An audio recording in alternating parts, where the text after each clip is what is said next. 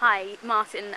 If I could just get you to introduce yourself and give us a bit of background as to how you got into rowing and how you came here.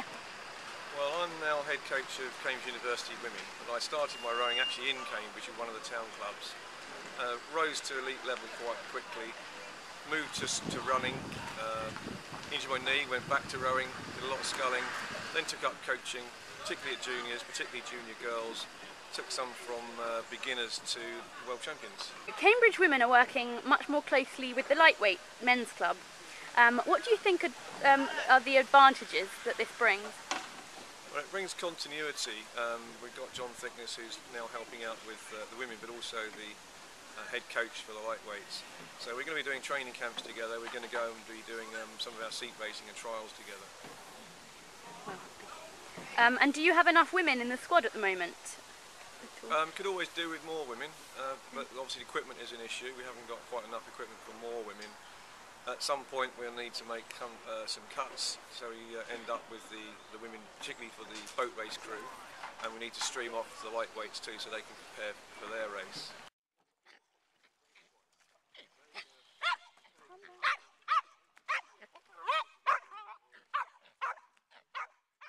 Hi, I'm John Thicknes, the new coach or coaching coordinator for Cambridge University Women's Boat Club and the new head coach for the Cambridge University Lightweight Rowing Club.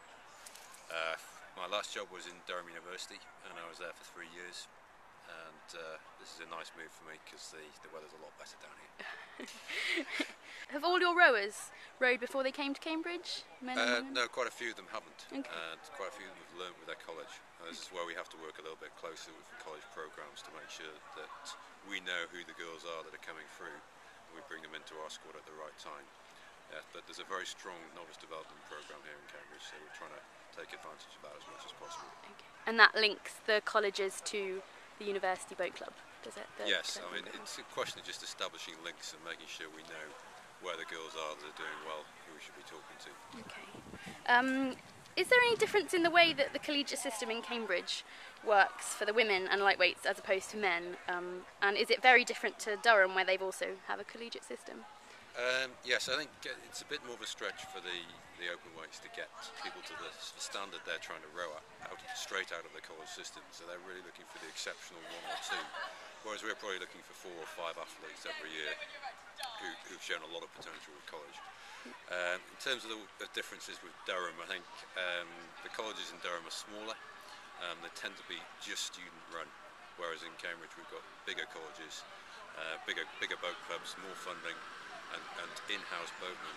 Makes a real difference in terms of the way the colleges are run. Will we see the women and lightweights racing on the Tideway in the boat race?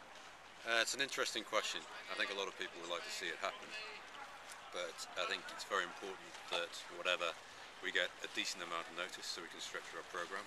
So we're preparing for a 2,000 metre race in a minute. It'll be very different if we're preparing for a 5k race effectively. I think it's also important that both races retain their own identity, so the athletes have something to prepare for which is just for them, rather than being just part of the general boat race.